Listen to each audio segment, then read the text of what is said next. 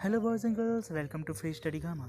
आज के इस वीडियो में हम बात करेंगे क्लास 11 के business chapter number 1 nature and purpose of business के topic business, profession and employment को, जिसमें हम बात करेंगे इनके बीच के डिफरेंसेस को। तो चलिए शुरू करते हैं। तो जैसा कि हमने पिछले वीडियो में जाना था कि आखिर बिजनेस होता क्या है। तो बिजनेस वो एक्टिविटी होती है जिसमें सेल एंड परचेज होता है, जिसका मेन ऑब्जेक्टिव होता है प्रॉफिट अर्न करना। तो दूसरी तरफ अगर हम बात करें प्रोफेशन की, तो ये वो एक्टिविटी है जिसमें हमें स्पेशल नॉलेज और स्किल की ज़रूरत होती है अपने ऑक्यूपेशन में। और रही बात एम्प्लॉयमेंट की, तो ये वो एक्टिविटी है जिसमें एक इंडिविजुअल किसी और के लिए काम करता है और बदले में उसे जो रेम्यूनरेशन यानी कि सैलरी और वेजेस मिलती है, उसे हम कहते हैं एम्प्लॉयमेंट। तो चलिए बिजनेस, प्रोफेशन एंड एम्प्लॉयमेंट को, उनके बीच के डिफरेंसेस को बेसिक पॉइंट के थ्रू डिफ्रेंशिएट करते हैं। तो जैसा कि अब हम पहला पॉइंट लेते हैं, हाउ टू स्टार्ट। तो बिज़नेस कैसे स्टार्ट हो सकता है, वो डिपेंड करता है एंटरप्रेन्योर या ऑनर के डिसीजन पे। अगर वो चाहता है कि उसे बिज़नेस करना है तो वो बिज़नेस कर सकता है। प्रोफेशन में हम कब स्टार्ट कर सकते हैं, बस इसमें किसी मेंबरशिप की ज़रूरत होती है या एक स्पेशल नॉलेज की ज़रूरत होती है, एक पर्सनलाइज्ड बॉडी की ज़रूरत होती है, तो वो अपना प्रोफेशन स्टार्ट कर सकता है। एम्प्लॉयमेंट, कब कोई इंडिविजुअल एम्प्लॉयर हो सकता है? एम्प्लॉयर तभी होगा जब कोई कंपनी उसे अपॉइंटमेंट लेटर या ऑफर लेटर प्रोवाइड कर दे। सेकेंड बेसिक पॉइंट है हमारा नेचर। बिजनेस का नेचर क्या होता है?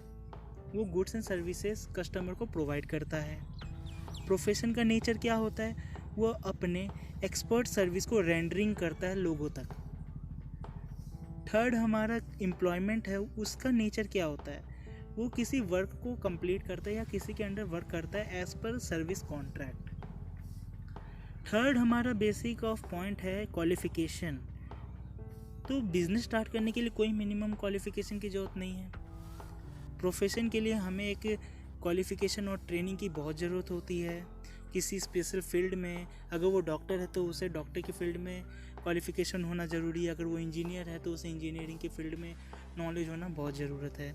और एम्प्लॉयमेंट में क्या है कि अब ये डिपेंड करता है कि अब क्वालिफ़िकेशन क्या मांग रहा है। कोई कंपनी में अगर बंदा ज्वाइन हो रहा है तो उस कंपनी की रिक्वायरमेंट क्या है, उस हिसाब से क्वालिफ़िकेशन की ज़रूरत होती है।